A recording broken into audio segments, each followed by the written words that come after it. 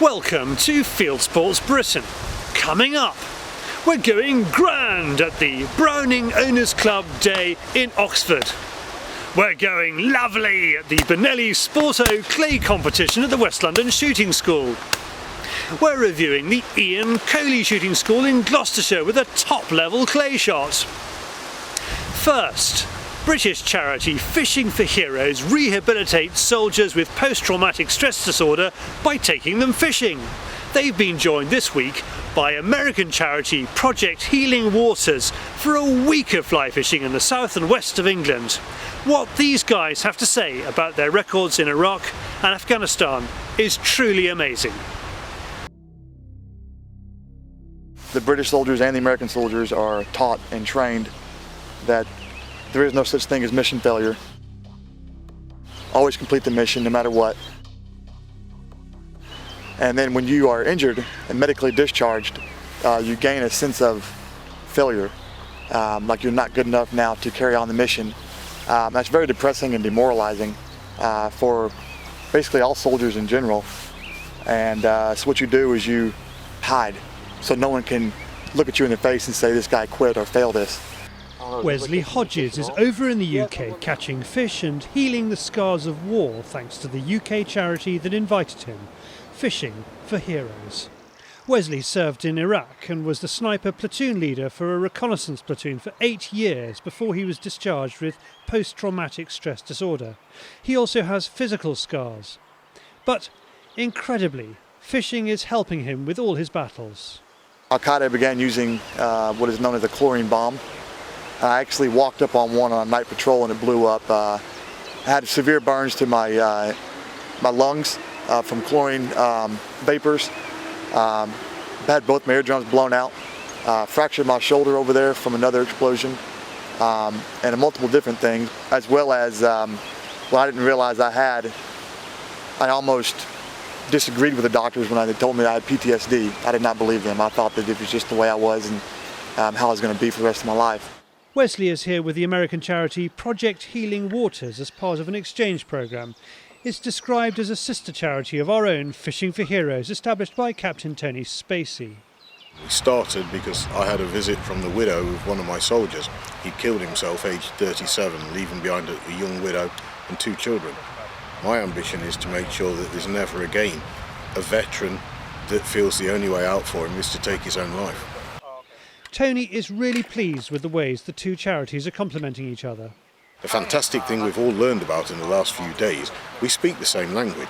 Any guy who's gone into combat, we say that, you've got the t-shirt. Everybody around here today, we're all veterans from the Vietnam War, Afghanistan, Iraq, Kosovo, Albania, Northern Ireland, Falklands, Angola, Zambia. Every one of us here has seen action. We all speak the same language. We've got shared experiences. And then that's why the guys can respond and open up. When we say, look, we know how you feel, they genuinely know that we do know how they feel. Project Healing Waters came about because of one man's mission. Ed Nicholson could see that the worst of soldiers' injuries were between their ears. And it became very evident once we got our program established that our benefit in terms of healing, the Project Healing Waters, the healing went well beyond helping somebody acclimate or be able to use their physical bodies once again, but more importantly, it helped the emotional healing and gave them an outlet in a way they could deal with the issues that they were facing in a positive way through fly fishing.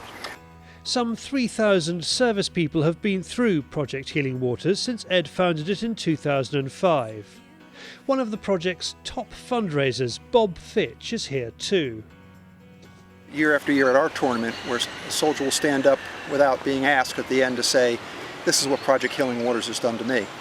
And it's a remarkable organization, and as a fly fisherman, I think we could all appreciate that sometimes when any of us go fly fishing, our minds are not on the other problems of the world, it's really on what's just happening on a stream and hopefully with a fish, and it's just a great day all around. So it's been very, very helpful to countless soldiers so far. Let's talk about flies. Okay, all right. Now, you have a look in the shop here at Lechlade and you see a whole lot of flies. Yeah. What have you got for us here? Well, I've got a lot of what we call big streamers in the States, but the one fly, in fact, we just had a discussion about it a minute ago. The one fly that is a little bit different than flies over here is Hexagenia. And that's a fly that when a hatch occurs for about a 2 or 3 week period in June, one could be fishing on my spring creek at dusk with a size 20 or 22 tiny fly and look up and see bats coming down laying eggs on the stream. And then you tie on something about that big, which is just almost a sin to have a fly fisherman with a tie that large. And then all one does is dance this fly above the water, and brown trout come out and try to grab it right out of the midair. So that's probably the biggest example of something different. The fishing is the important bit. England Ladies International fly fisher Joan Russell has come to support today's project and help the US anglers find their feet on English still waters. With blowy, overcast conditions, how would Joan fish Lechlade on a day like today? Well, it is a difficult day. I've tried fishing deep. I'm now on a floating line fishing a dry, and I've had a take and lost the fish. So far I've only seen one fish caught today, and I do know that was on a buzzer. But there are some rising fish, so I'm going to try the dry. It's a lot more fun anyway. It's going to be very heartening for people to hear that a fishing expert like you loses fish. What happened? I don't know. Operator error, I think. As we fish, there are constant reminders of the war the guys have left behind as aircraft land and take off from nearby RAF Fairford. Top fishing instructor Tom Hill is one of the founders of Fishing for Heroes. He explains how the charity works. We're here for two reasons today, fishing and rehabilitation. How does that work? We've started in Fishing for Heroes introducing veterans with post-traumatic stress disorder to fly fishing. Mm-hmm. The idea being that it's not a therapy in itself, but it does keep them entertained and make them concentrate on something else, which takes them away from the problems that they have at the time. It's a good diversion. Is it that sort of right side brain activity that gets people out of themselves? Yes, yeah, and it's also been proven that the gentle physical exercise releases endorphins, which again are basically good for you. I mean, does it have to be fishing? Could it be skiing or watercolours or sex or something like that? I don't really know, but we could always look at the sex side again, I suppose. There is plenty of trout going into this water. There is plenty of fly life for them to eat. There is plenty of evidence of successful fishing going on, though not human. The humans are getting a lot of arm exercise with no reward. Even their best friends, the dog, in this case the Fieldsports Channel Cocker Spaniel Muffin, is finding it hard today. At last, the camera is there when someone catches a fish. We leave the Lechlade trout fishery in the Cotswold countryside near the headwaters of the River Thames, and we rejoin the guys nearly 100 miles away the following day at Wimblebull Reservoir in Somerset. Lechlade was, as it turns out, a huge success after the cameraman had gone home. One of those great days. Yep. Yeah. I think that by the time the day was over, what did we have? 20 fish maybe. No. Yeah. Wow. 20 fish, but the big brown was caught by Joan, who landed about a 16-pounder. So all rainbows, one huge brown. It was a wonderful day. Everybody caught fish. Nobody got skunked. It was just great. She made all the guys look bad. I mean, it was just disgusting. She's one of our very best friends. Yeah. Fishing for Heroes is such a good story. We called the BBC and asked them to come along and film too. The more people that hear about the work being done, the better. Now, let's take a break from all this fishing and go shooting instead. It's a semi-auto event of the year, the Benelli Sporto. There's a very special atmosphere at the Benelli Sporto at the West London Shooting School. Everyone is shooting a semi-auto, and these guns seem to make people relax, have fun, smile more. If shotguns were musicians, the side-by-side is a bit Mozart. The over and under, Madonna, and the semi-auto more madness. So, welcome to the House of Fun.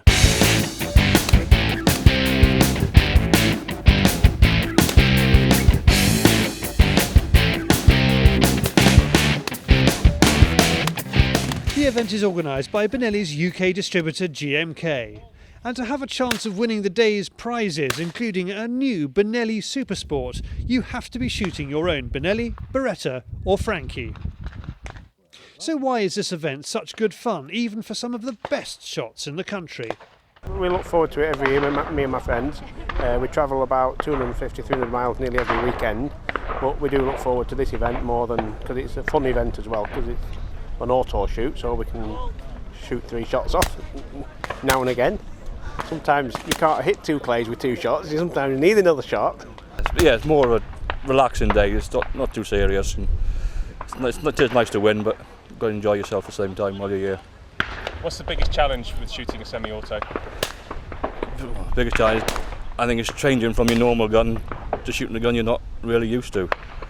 But then you've got your 3 targets to hit, which can be quite hard. Do you ever forget you've got 3? Not yet, I haven't. Just keep pulling the trigger. So 3 is the magic number, the additional cartridge bringing out the kid in the competitors. Of course, the fun factor is really delivered by design of the course created by Mark Marshall and the West London Shooting School. There's a mixture of stands to hopefully test all abilities, something to give everybody a chance to get a decent score on the scorecard, where they can pick up points, and mixed in with something that can test those of higher ability to pick out the winners. What we want to aim to achieve is most of the people to get a good score, because the very best will always show through. And some of them are quite challenging, certainly the number 5, which is something for the rabbits. You've got rabbits coming in from everywhere. Yeah, 3-way rabbit. It's a bit of a novel stand, quite confusing on the eye because they're all coming from different directions on that stand, and it's just designed to be good fun, but a little, you have to think about it a little bit. There is also a chance to drool over and play with some of the Benelli hardware and test your speed and skill by building and dismantling the new Vinci in the Vinci Challenge. Complete the task in under 15 seconds and you win a t-shirt. Nick from GMK shows us how it's done. Set, go.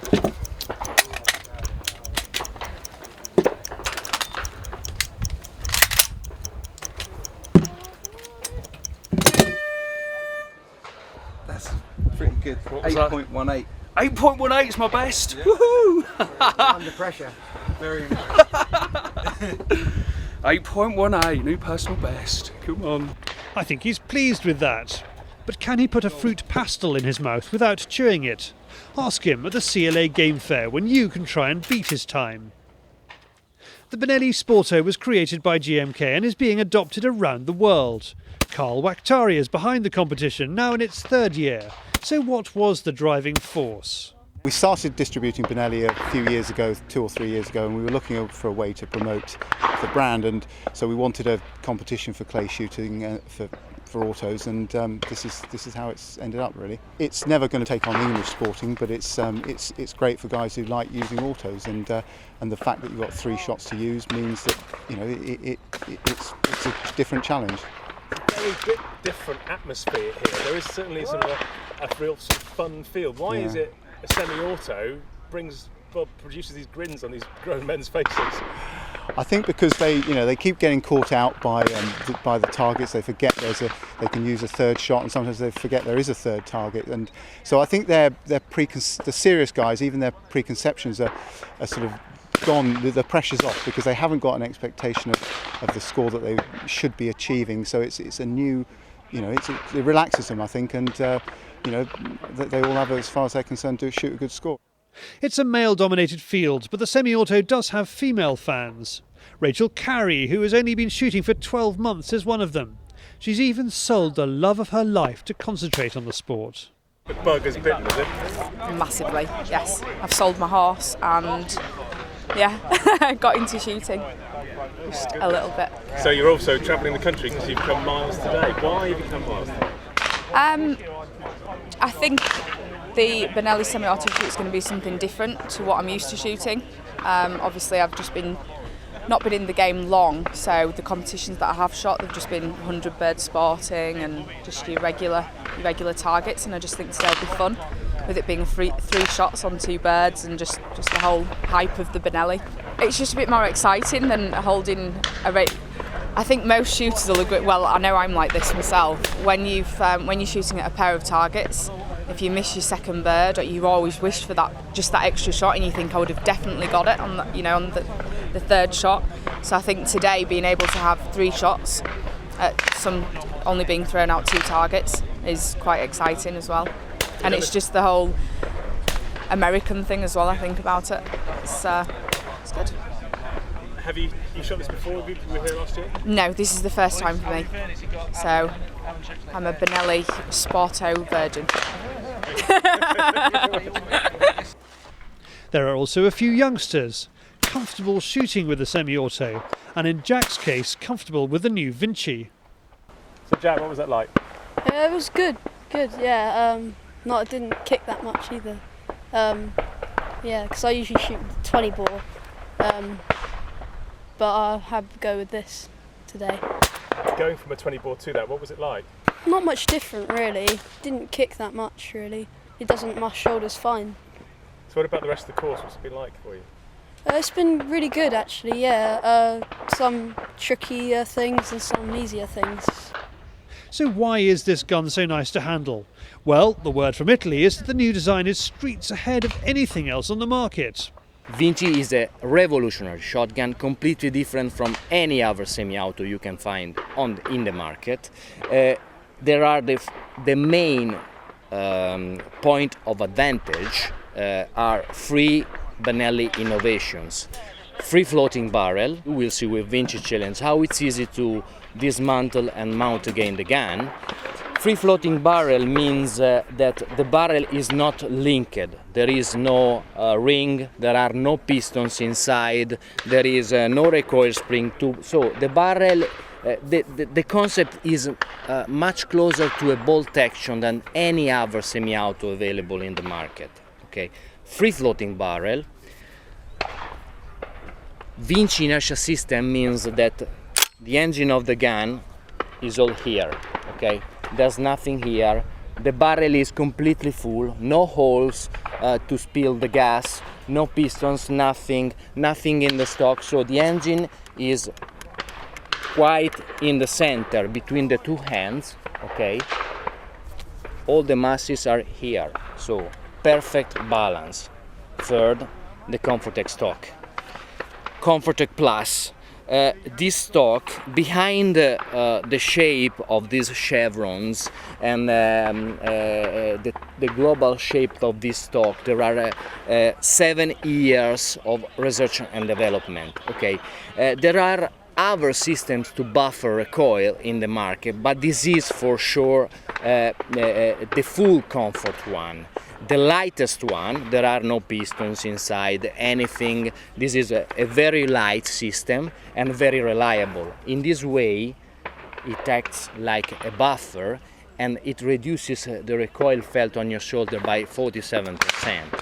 Supporting this event is Steiner, CCI International, and Hull Cartridges. They think a competition like this one is good for shooting. We've been friends and associates of J&K for a number of years, but we particularly like this concept because it's quite novel.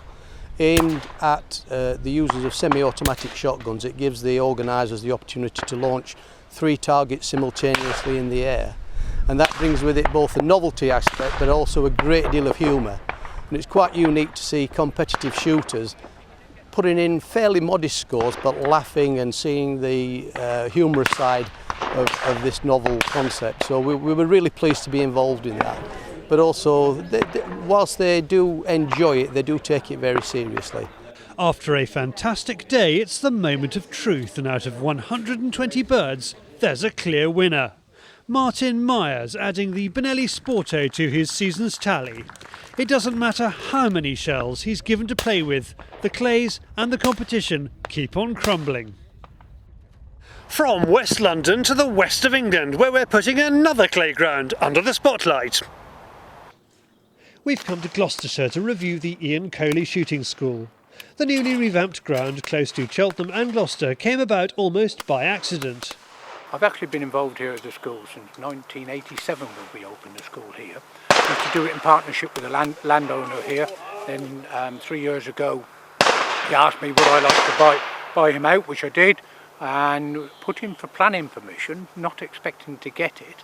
And then all of a sudden I got the planning permission and I thought, gosh, I've now got to do this. Hence the building behind me, which you can see, putting over a seven-figure investment into it, all told. You can see, but it appears to be paying off, and I'm very pleased. I was 64 last week, and I did actually think I'm too old to do this, but I always wanted to have a nice shooting school. And the opportunity never came at the time, and I thought, let's do it. And this was the end result. We haven't quite finished all the work here yet. We're towards it. The ideas of 1 or 2 more layouts and an air rifle range, but this is what we think the Ian Coley Shooting School is going to be about. Nicely mown lawns make the Ian Coley Shooting School attractive to companies holding corporate events. Today, Albion Sporting is launching its new range of shooting accessories such as cartridge bags and gun slips. Albion has spent the last 25 years manufacturing dressage saddles. They currently export to 31 countries around the world. Albion Sporting is the new division of Albion Saddle Makers, and we specialise in leather shooting accessories. Why do you come to Ian Coley's place particularly? It's a fantastic ground. Ian Coley, the GB coach, he's a fantastic host. He can teach you all the shots here, a thing or two, and it's a general atmosphere. It's been a brilliant day, and we've been pleased that Ian allowed us here today. Here's Abbey Burton, Fieldsports Channel regular, Commonwealth Games silver medalist last year, and, unsurprisingly, winner of the ladies' prize at the clay competition today. It's out in the countryside. It's quite a nice area, very nice people, nice shop as well, which is always appealing for the female side of it. Just need the other partner to come along with the pennies, of course. But, he'll watch this. Yeah, he will, and he knows. No, it's all good. Yeah, enjoyed my experience immensely. Great corporate day out, great staff, very encouraging, and obviously coaching always doesn't go amiss. You've got a playground of your own on the way. I mean, Ian's about, he was saying, 4 years ahead of you in terms of what he set up here. Is this a good model where you have a little bit of, well, quite a lot of sporting, a little bit of local shoots coming in, and a certain amount of Olympic? Oh, it's absolutely ideal. Something like this is something that I would love to run myself and have of my own in the future. Like he said, he set it up in 1987, and that was actually when I was born. So there is hope for me yet to run events, and I just enjoy watching people hit clay, smiling on their faces, and running events like this that brings people together. It's really good for the sport. Now let's cross the Cotswolds to Oxfordshire, where Browning is holding an open day for its owners' club. I spy with my little eye something beginning with B. No, not boots, Browning, and the 2011 Browning Day, where people who love the B word come and play with their special guns at the Oxford Gun Company. And some go further than others in displaying their love. I've actually got the brand tattooed on my calf, so... I've got to see it. What on earth possessed you? Were you sober? Yeah, totally. The day welcomes members of the Browning Owners Club. There are also some youngsters who should be at school, but a cunningly placed cartridge box conceals his identity. For those that don't know about the benefits of being part of the gang, here's David Stapley from the company. If you're a Browning, Winchester or Maruku owner, or even if you're a fan of the brands, you don't have to own a gun, you can join the club. It's £15 a year, and for that you get various benefits which immediately pay for itself, and you can come on a great day like this. Browning are kind enough to give us the guns to come and play with, and the ammunition, so there's no cost to the member. They can have a play, and we've got a full range of autos and shotguns here, and just about covers everything we do. What's doing really well at the moment? Anything that's surprising you? There's always two guns that really, or two ranges of guns that really go well. The auto range, the Maxus, is obviously a big seller for us right now, and has been for the last 2 years. But the over and under shotgun that gets taken out the most is called the Super Sport, which is a very unknown gun. We haven't promoted it very well, to be honest, but it's a very special 525 Sporter with some extended chokes, special signature chokes, and some special engraving, and everyone seems to love that gun. The Browning team are on hand to show off the new and discuss the old. Let's spice things up a bit. Let's see how long it takes Andy Norris from Browning to dismantle and rebuild Browning's popular new semi-auto, the Maxus. No crime fighting involved, it's just a blindfold.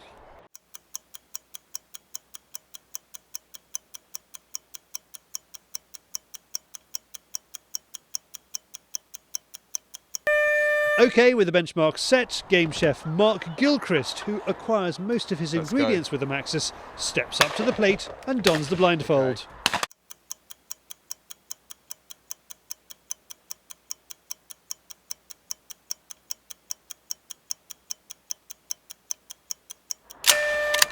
Okay, now I've done that, I reckon we can do a bit of blind clay pigeon shooting. Just say pull, David. Go on, say pull. I'm actually going to belt you. Oh, sorry. A good effort, but can you do better? Someone who is bringing much needed colour to the event is Jenny. The trainee solicitor has only just started shooting, but feels it needs a makeover. You're wearing the wrong type of jacket today. I know, it's because I can't find a Browning one that I like. It has to be pink. I want a pink jacket. I'm getting a pink gun slip. Yep. And I'm considering getting my gun turn pink as well. No more greens, no more browns. Have colour. Needs a fashion overhaul. Just a whole new wardrobe. Total different colours, modernise it. Yeah. Do you reckon that would bring the youngsters in? Yeah, definitely. It's like quite an old-fashioned country, sort of old men shooting. Needs to be modernised. Colours. And the day itself, you enjoyed it? Yeah, it's been really good. So yeah, like they did Rabbit Mania this morning, which was very funny.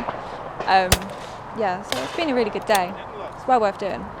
Among the owners, there are a few familiar faces. GB team member Mark Marshall and double Commonwealth gold medalist Stephen Walton.